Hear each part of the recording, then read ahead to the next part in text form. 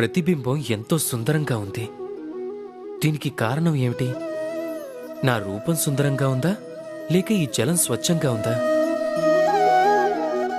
లేదు, ఈ జలం స్థిరంగా ఉంది, శాంతంగా ఉంది.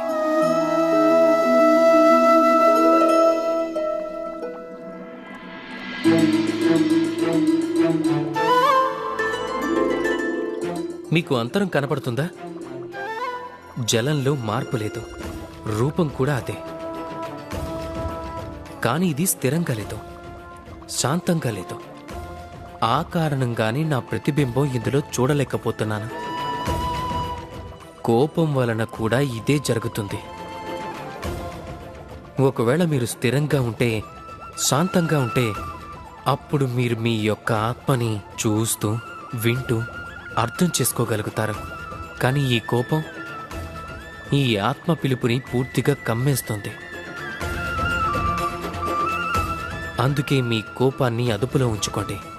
లేదంటే మూర్ఖత్వం వల్ల జన్మించే ఈ కోపం అనేది మిమ్మల్ని పశ్చాత్తాప అంచుల వరకు తీసుకెళ్లొచ్చు. రాధాకృష్ణ.